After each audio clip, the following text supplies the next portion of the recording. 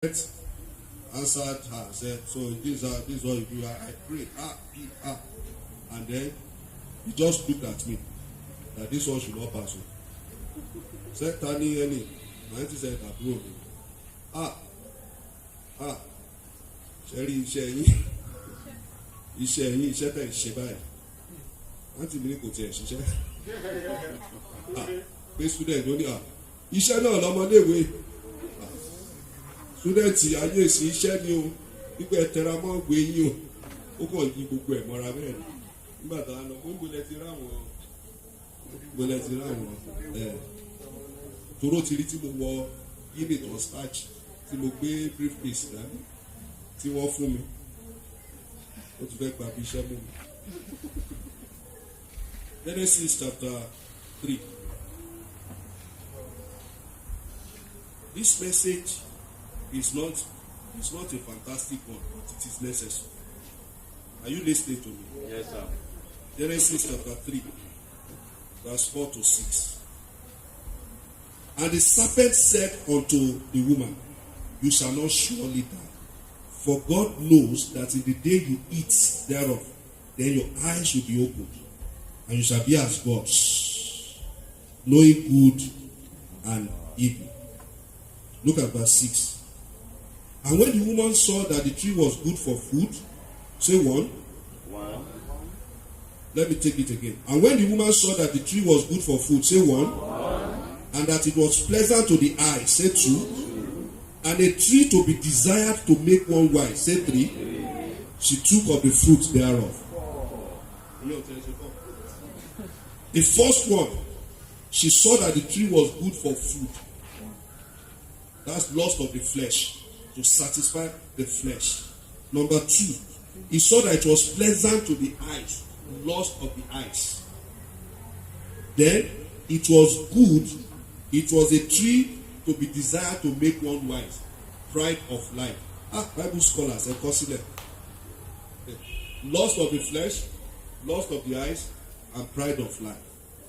Lust of the flesh is whatever you run after to gratify your flesh. Lust of the eyes is whatever attracts you, irrespective of the warnings that God is giving you. The pride of life is whatever you run after, so that they will say we are the ones there. So when you attract, when you heap upon yourself teachers that will preach messages that will direct, that will satisfy these three things, that will satisfy the lust of the flesh, the lust of the eyes, and the pride of life, they know that you are in trouble. That is Satan's method. That was what he used in Genesis chapter 3, and he's still using it today. So any message that satisfies the flesh, be careful. Any message that seeks for your eyes to be attracted to something. Come and see our auditorium.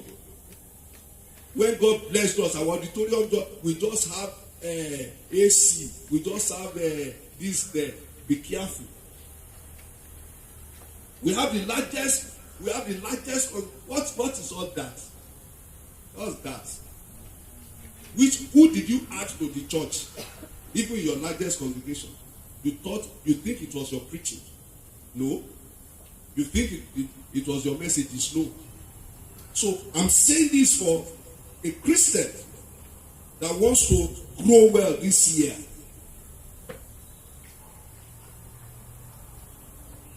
To grow well. Listen for their lies. They speak lies in hypocrisy. They deceive and they are insincere. They are pretentious and they are fake in behavior and their words. He says their conscience is seared with iron. They have no conscience. They can deal with widows anyhow. They can take your money and not care if you have eaten. Their conscience, they don't have pastoral conscience.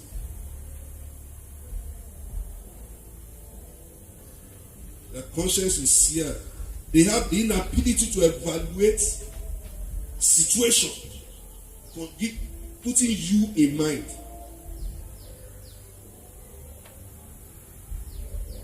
Is somebody listening to me? Yes, sir.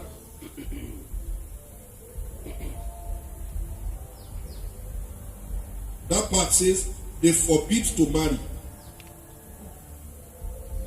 And there's a recent preacher that was attacking the institution of marriage.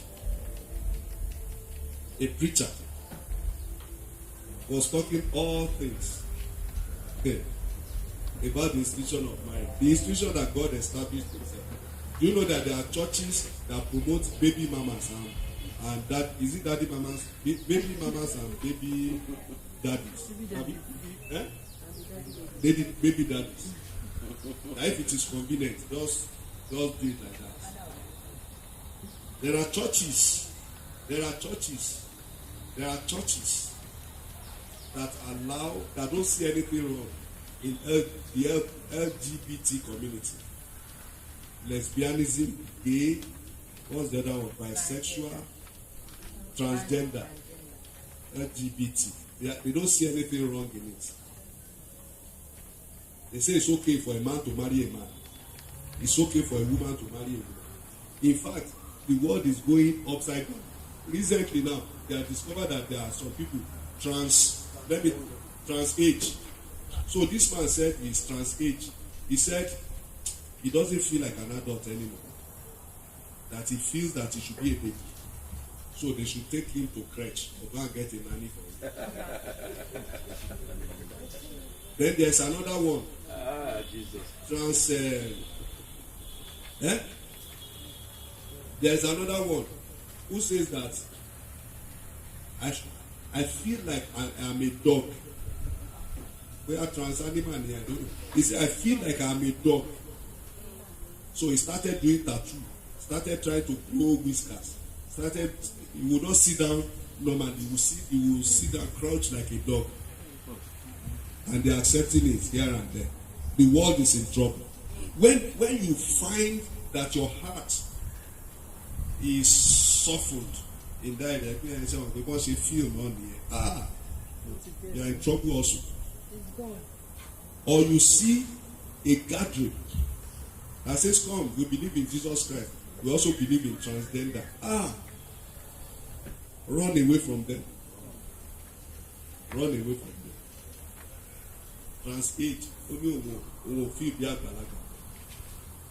So they should take him. He wants to be wearing pampers, and they should take him to a crèche, or they should get a nanny. There are so many trans now. It says forbidden to marry. But there is no need to marry, Joe.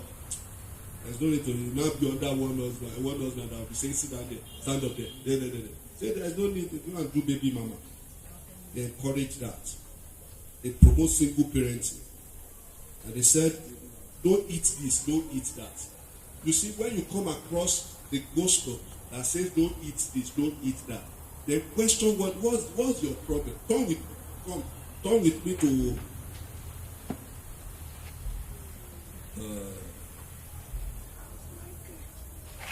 Romans 14. Romans 14. Let me show you something there.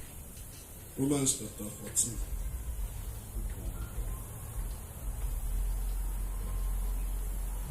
Let's start from verse 1. Romans 14, verse 1. Him that is weak in the faith, receive you, but not to doubtful disputations. Receive the people that are weaker than you. Just receive them. For one believeth that he may eat all things. Another who is weak eateth herbs. Verse 3. Let not him that eateth despise him that eateth not. Are you following me? You want that you are strong, you can eat anything. And you that you eat only vegetables, you call yourself vegetarian. Let not him that eateth despise him that eateth not, and let not him which eateth not judge him that eateth, for God hath received him. Look at verse 4. Who art thou that judgest another man's servant? To his own master he standeth or falleth. Yea, he shall be holding on, for God is able to make him stand. Let's stop at verse 5 or verse 6. One man esteems one day above another. Another esteems every day alike. to one man, he says, on Saturday, I keep Sabbath. Another man says it is Sunday. Another man says it is every day. Don't judge. That's no basis to form a doctrine. It's no basis to form a doctrine. Let every man be fully persuaded in his own mind. Now listen to verse 6 finally. He that regarded the day regarded it unto the Lord.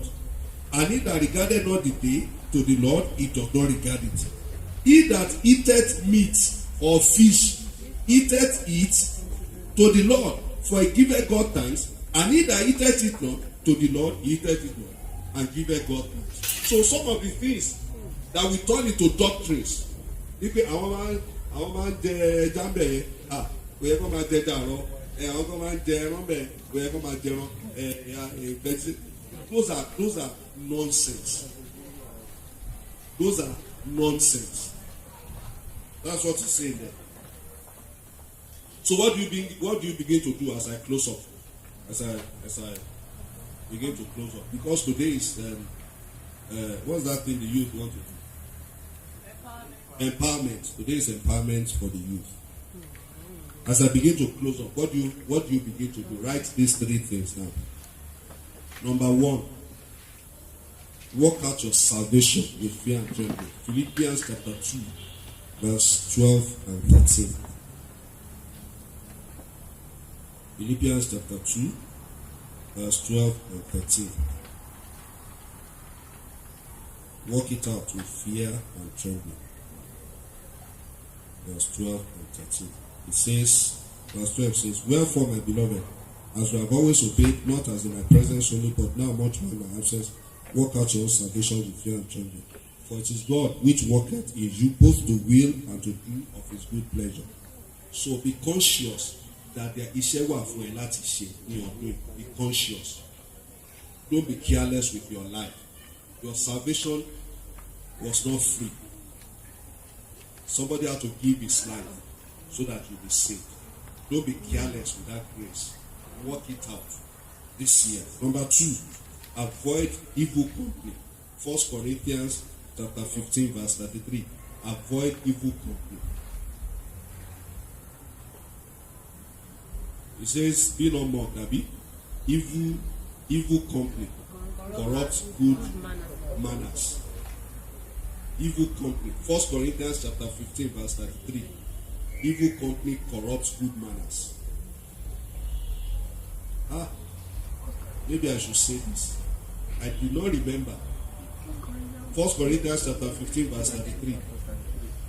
I do not remember. I have a kind of grace. It's not about this share. I've had that since I was growing up. So sometimes ẹ tó ṣẹ̀mí yẹn tá à ń bínú síra wa yẹn màá tún ti rẹ́rìn sí so tí bá ti wá rí kọ́ńtẹ́nẹ̀tì náà ok aṣáàtì ẹ̀ ń jà. So when a relative recently, my father is with me in the he has been with me for a while because he came for medical attention. So when a relative just was just going to talk to me, say ẹ̀yin lè wá ń tọ́jú bàbá yín báyìí. Rántí nǹkan tí bàbá ẹ̀ ṣe fún ẹ ní. This was probably like 40 years ago. Honestly, mi ò rántí. Ó dẹ̀ ń àgbàlagbà dẹ̀ ni. Ó dẹ̀ ń rán mi létí. Thank God for this. He just reminded me of what my father said when I was a good boy in those days. You know, so and I was just being. So after I managed to just escape, I had to call another person so that I could enjoy therapy. So I told the person, look at God, in this day and age, somebody will be reminding me of what happened almost 40 years ago. You know, that's what the Bible says. Evil company corrupts good manners. Whether you like it or not, it is easier for evil to corrupt good than good to change evil. It is easier. So avoid evil company. Avoid when somebody comes say, abẹ́ẹ̀ tí ẹ rí nǹkan tó ṣẹlẹ̀ mi ò rí mi ò dẹ̀ fẹ́ rí. Mi ò dẹ̀ fẹ́ rí.